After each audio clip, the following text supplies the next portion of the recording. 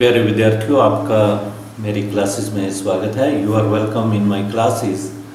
और आज हम शुरू कर रहे हैं 10th क्लास का एक लेसन, फिक्शन पे लेसन है ये, virtually true, written by Paul Stuart. तो ये लेसन, इसमें तस्वीर में आप देख रहे हैं, आप गेस कर सकते हैं कि बच्चों ने क्या पहना हुआ है और क्या देख रहे हैं वो। लेसन में ये सारी चीज़ें क्लियर होंगी। सबसे पहले हम वर्चुअली ट्रू जो फिक्शन है, एक स्टोरी है फिक्शन पे आधारित, तो उसके बारे में कुछ जान लेते हैं। The story of fiction is about cyber space. ये कहानी एक साइबर स्पेस के बारे में है, which may be called virtually true world, जिसे साइबर स्पेस को हम वर्चुअली ट्रू वर्ल्ड भी कहते हैं।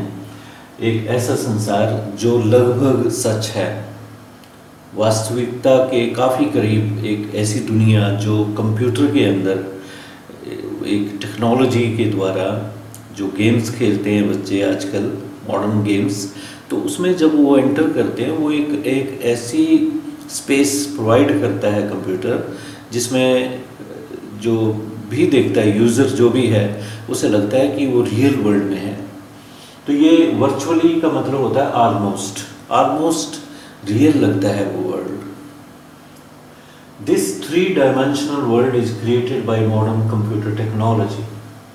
और ये 3-dimensional वर्ल्ड होता है, इसलिए रियल लगता है। ये मॉडर्न टेक्नोलॉजी ने क्रिएट किया हुआ है, in which the users get psychologically lost and think that they are in the real world. जो यूजर्स हैं, बच्चे, लगभग बच्चे होते हैं उसमें, टीनेजर्स होते हैं, और वो उस दुनिया में खो जाते हैं, बिल्कुल खो जाते हैं, और सोचते हैं कि जैसे वो रियल वर्ल्ड में ही घूम रहे हों। तो ये कहानी इस टेक्नोलॉजी पे आधारित है। The users are also able to interact with the characters there.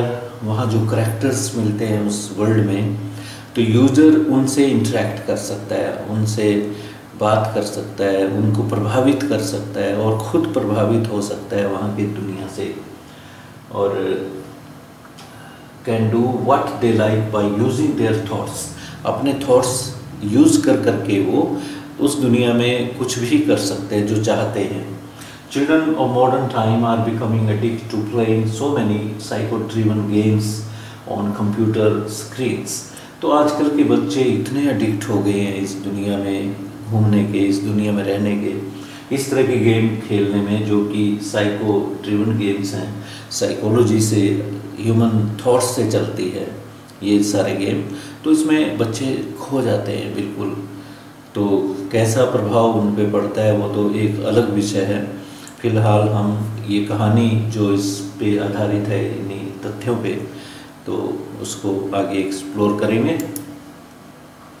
इस कहानी में, in the story, a boy named Sebastian Schulz was sitting in a car. एक लड़का होता है सेबेस्टियन शुल्ज कह लो, ये नाम है।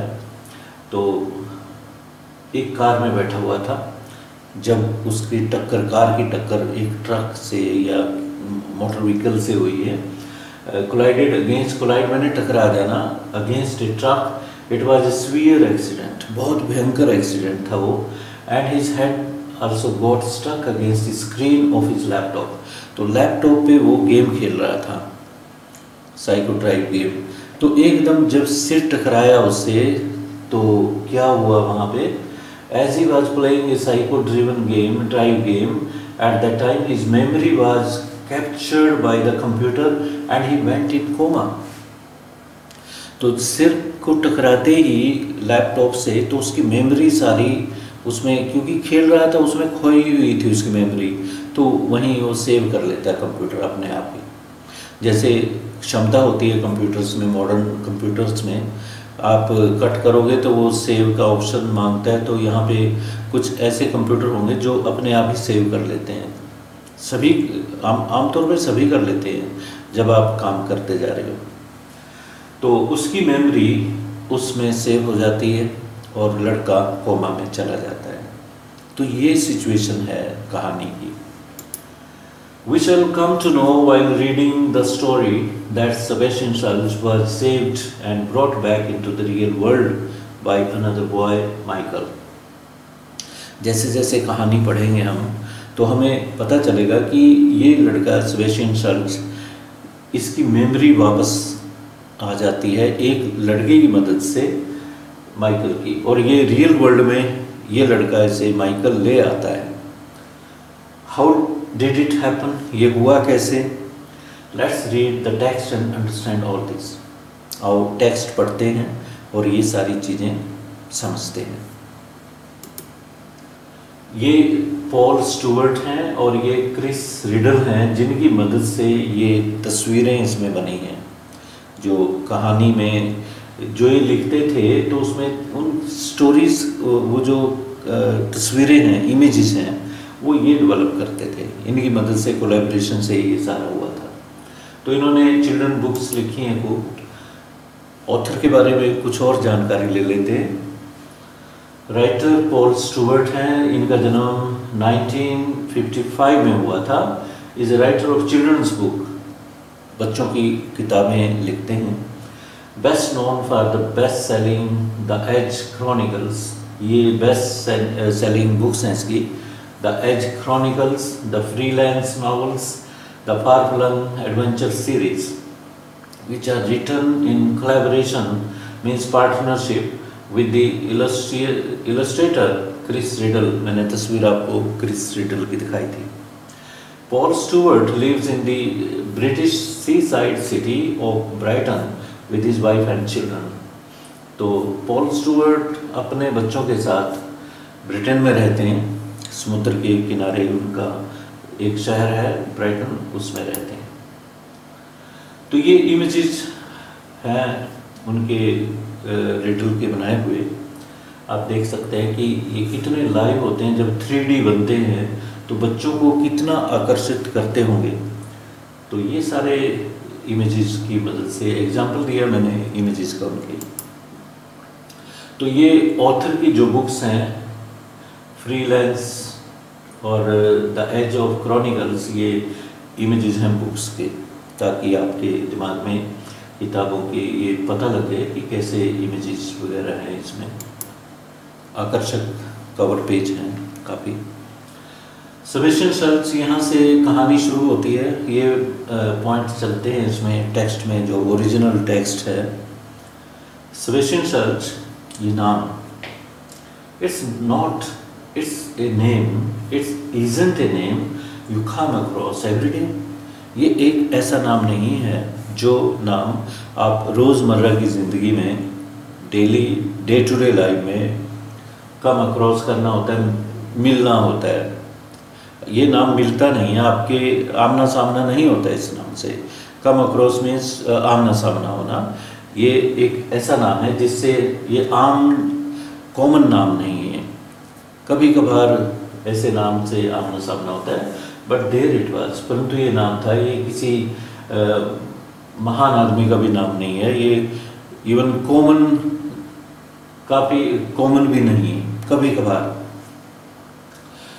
तो इसमें जब कहा इसने, लेखक ने, it isn't a name you come across every day.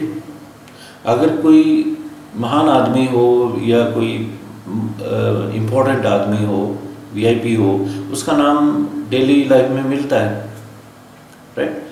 तो ये ऐसा नाम है जो आम जिंदगी में नहीं मिलता। बट देयर इट वाज, परंतु था, लार्ज एंड क्लियर, बिल्कुल बोल्ड लेटर्स में लिखा हुआ, at the top of the newspaper article in front of me. Situation में आपको और क्लियर कर देता हूँ। यहाँ सस्पेंस है कहानी में, शुरू में ही थोड़ा सस्पेंस हटा के मैं, ताकि आपको क्लैरिटी मिले। ट्रेन में सफ़र कर रहा है नरेटर, माइकल है लड़का जिसने सेव किया था सेबेस्टियन को। तो ट्रेन में बैठा हुआ है, साथ में एक महिला अखबार पढ़ रही है। तो वो उसमें अखबार में देख रहा है नाम, ये सेबेस्टियन शाल्ट्ज़, बड़े बोल्ड लेटर्स में हेडलाइन बनी हुई है, आर्टिकल, वो महिला पढ़ रही है उसे। तो लेखक ने साथ में ऐसे झांक के देख लिया वो नाम। The reader of the newspaper was a big woman. जो न्यूज़पेपर की रीडर थी, जो पढ़ रही थी महिला, वो एक काफ़ी लंबी महिला थी। I couldn't see her face. उसका चेहरा तो ये नहीं देख पाया क्योंकि अखबार था, वो बैक पेज पे या फिर साइड पे वो नाम नज़र आ रहा था। But I could hear her wheezy breath. लेखक कहता है, देखो यहाँ पे एक पिक्चर, वर्ड पिक्चर क्रिएट कर रहा है नरेटर, लेखक ने की है, नरेटर आप सबके सामने। उसकी विजी ब्रेथ, जो साउंड साइंस की आवाज़ आती है, सांस लेते हैं, ये आवाज़ सुन रहा था। इतने क्लोज थे, ये क्लोजनेस दिखा रहे कि ऑथर कितना क्लोज बैठा हुआ था उस महिला के। उसके सांस की आवाज़ भी उसे महसूस हो रही थी। ये सुनने की सेंस को प्रकट करती है इमेज। और विजी साउंड होती है, एक विस्लिंग सी साउंड निकलती है जब सांस में से। मिरेकल रिकवरी, ये टाइटल था। The headline said, Sebastian search, a boy 14-year-old school boy from South London awoke yesterday from coma। तो ये हेडलाइन थी कि एक 14 साल का लड़का, स्कूल बॉय था पहले, अब नहीं है, तो वो साउथ लंदन में स्कूल बॉय था, तो अचानक ही कोमा की स्टेट से बाहर आ गया। कोमा एक ऐसी स्टेट होती है जिसमें आदमी अनकॉन्शियस रहता है और माइंड चलता रहता है, परंतु वो बोल नहीं पाता, सुनता भी होगा, माइंड चलता है तो एक्सप्रेस नहीं कर पाता, वो पड़ा रहता है। तो उस कोमा की स्थिति में था, एक बेहोशी की हालत होती है। That doctors feared might last forever, और डॉक्टर्स को डर था कि ये कोमा की स्थिति कंटिन्यू रहेगी, शायद हमेशा के लिए रहेगी। It couldn't be the Sebastian search I had met. Narrator सोचता है कि ये सेबेस्टियन सर्च नहीं हो सकता, जो जिस सेबेस्टियन से मैं मिला हूँ वो नहीं हो सकता। I leant forward to read the rest of the article. बाकी का आर्टिकल पढ़ने के लिए थोड़ा और झुका। लेंट मीन्स झुका, आगे की तरफ झुका। बेंड, बेंट, बेंट, लीन, लेंट, लेंट, ये वर्ब की फॉर्म्स हैं। 6 weeks ago, 6 सप्ताह पहले, Sebastian search was badly injured in A motorway accident. Motorway accident में उसका इंजर्ड हो गया था, वो जख्मी हो गया था। His condition on arrival at the general hospital was described as critical तो स्टेबल। और जब हॉस्पिटल में लाया गया उसे, तो हॉस्पिटल वालों ने, डॉक्टर्स ने उसकी स्थिति को, उसकी कंडीशन को स्टेबल बताया। क्रिटिकल है परंतु स्टेबल है। क्रिटिकल काफ़ी नाजुक स्थिति बताई थी। डिस्पाइट डॉक्टर्स होप्स, और डॉक्टर्स की उम्मीद के विपरीत, डिस्पाइट मीन्स विपरीत, the boy did not regain consciousness, और लड़के ने कॉन्शियसनेस रीगेन नहीं की, वापस नहीं आई, उसमें होश नहीं आया उसे। His parents were informed that their son was in a coma, और उसके माँ बाप को इतला दे दी गई, उन्हें सूचना दे दी गई कि उनका लड़का कोमा में चला गया है।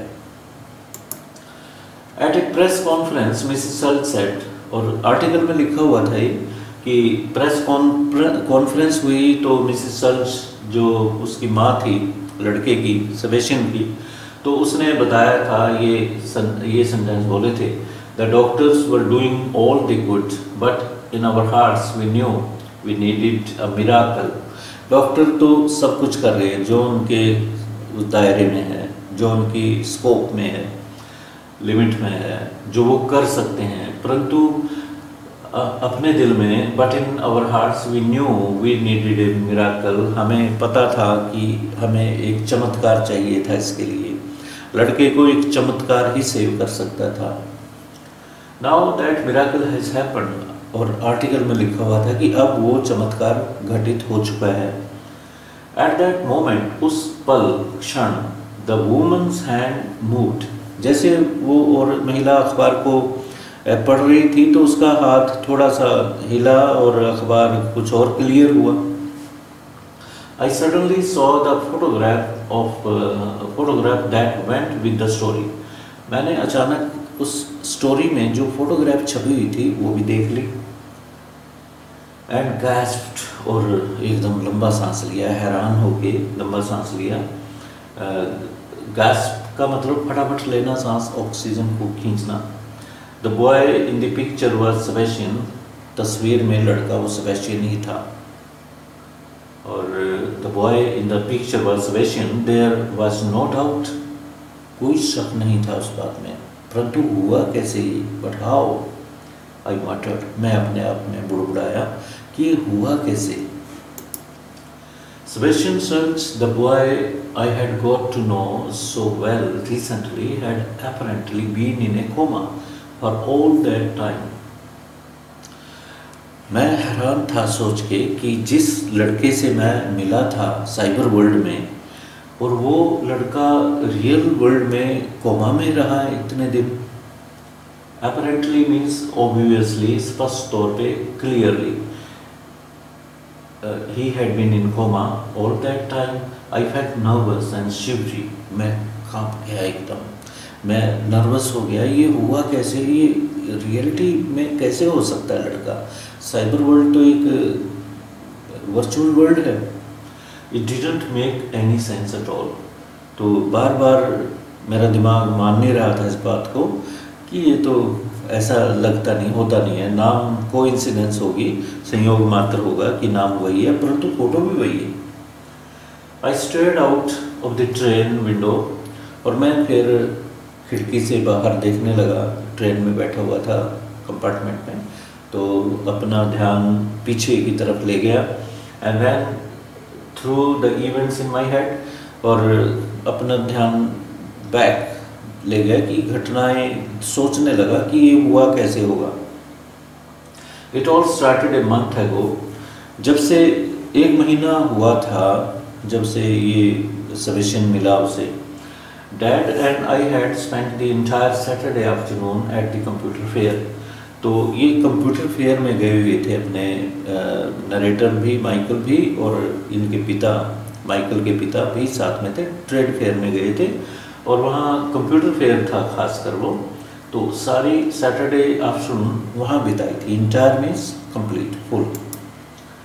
That's nutty about computers, narrator कहता है माइकल कि पापा बहुत ही क्रेजी हैं कंप्यूटर्स के बारे में। डैडी बहुत नटी टाइप के हैं, क्रेजी टाइप के हैं।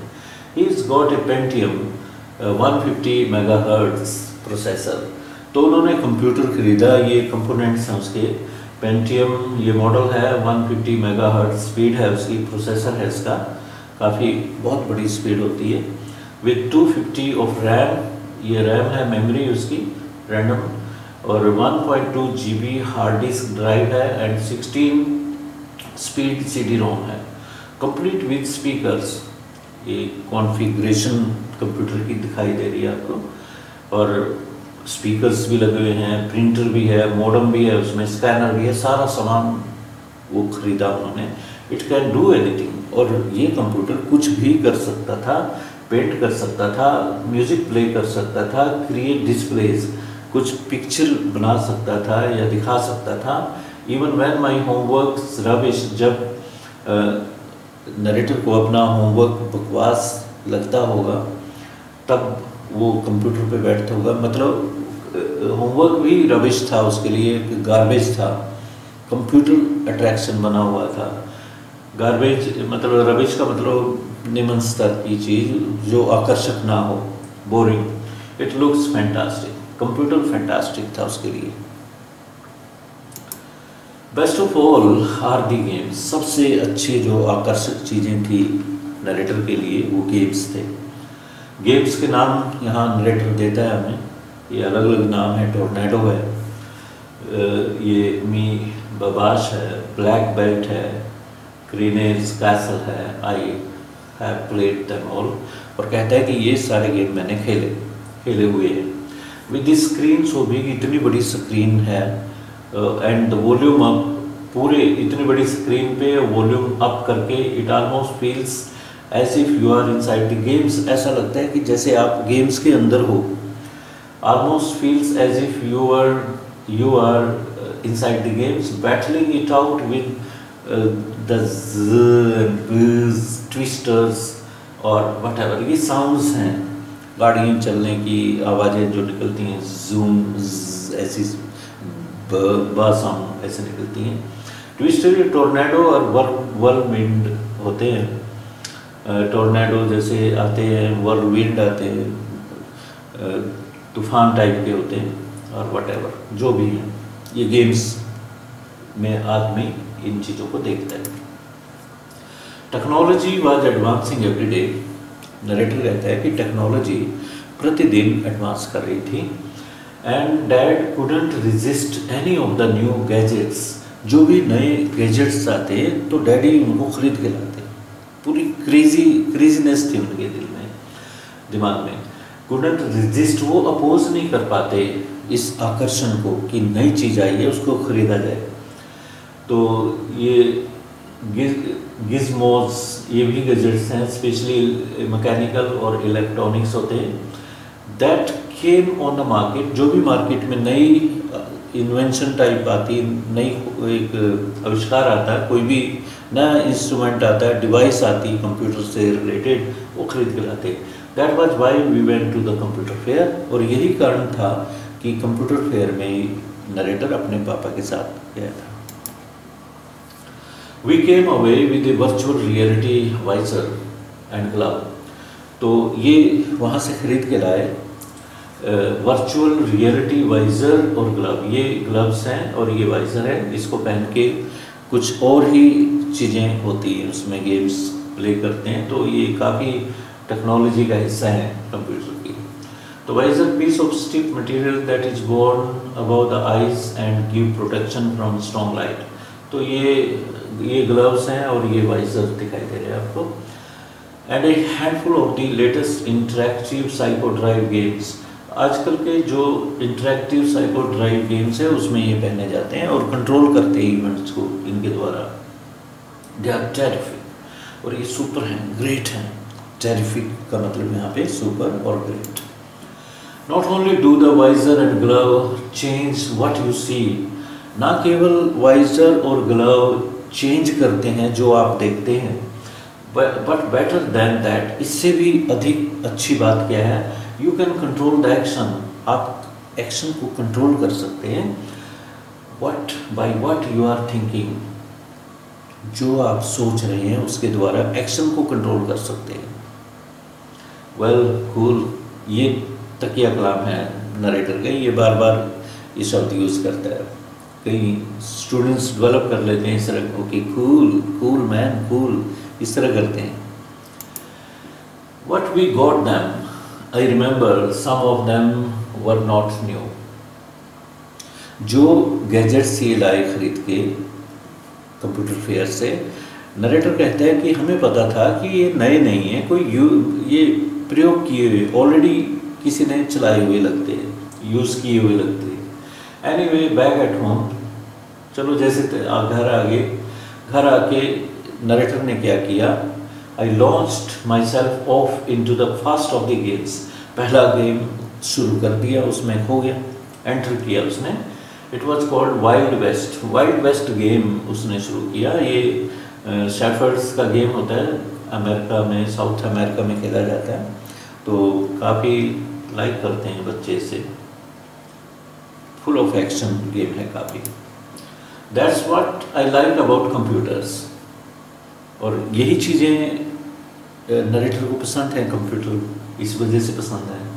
The more futuristic they get, जितने वो एडवांस्ड हो जाते हैं टेक्नोलॉजी में, the better you can understand the past, उतना ही आप अपने भूतकाल को अच्छी तरह से समझ सकते हो, कंपेयर कर सकते हो। पास्ट में क्या था और आज क्या है, कल क्या होगा। I wasn't standing in the converted loft, the power base as Dad calls it anymore. ये पॉइंट है जहाँ पे जैसे लॉफ्ट ऊंचाई वाला पॉइंट होता है, जैसे इसमें हॉकी में होते हैं पेनल्टी कॉर्नर, जहाँ से स्ट्रोक सीधा मारा जा सकता है, स्कोर किया जा सकता है।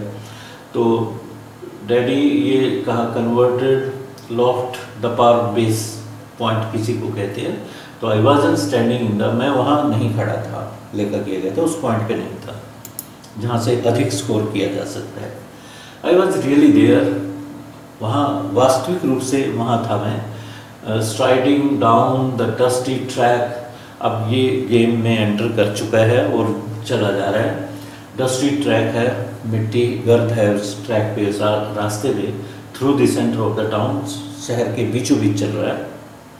There was a sheriff's badge pin to my shirt, और वर्दी जो ड्रेस थी, यूनिफॉर्म पहनी हुई शेरिफ की, जैसे शेरिफ एक पुलिसमैन ऑफिसर हो सकता है, पुलिस ऑफिसर, तो उसका बैज भी लगा हुआ था उसे। As I burst in through the swing doors of the saloon, और सलून में एंटर किया इसने, ये स्विंग डोर्स हैं, इसमें एकदम ऐसे हाथ मारे और ये एकदम ऐसे दरवाजे हिले। जैसे ये बर्स्ट इनटू मतलब फोर्सफुली अंदर जाना है, entered quickly and suddenly through the swing doors of the saloon. Saloon public bar है, और everyone went silent and glared at me, सब एकदम चुप हो गए और आंखें फाड़ फाड़ के नरेटर को देखने लगे, माइकल को। आई स्ट्रोल्ड ओवर टू द बार, जहाँ बार थी, कॉर्नर था, वहाँ पे मैं लंबे कदम लेके बढ़ता चला गया। स्ट्राइड से बना, STRIDE, strode, strode past participle है, थर्ड फॉर्म है वर्ब की, यहाँ सेकंड है, आई स्ट्रोड सेकंड फॉर्म है, सिंपल पास्ट टेंस है। तो बार तक ये लंबे कदम लेके बढ़ा आगे। तो यहाँ पे लेक्चर, हम वीडियो लेक्चर फर्स्ट यहाँ स्टॉप करते हैं, थोड़ी देर बाद लेक्चर 2 लेके आता हूँ, तब तक इंतज़ार कीजिए, मैं जल्दी आता हूँ। Thank you.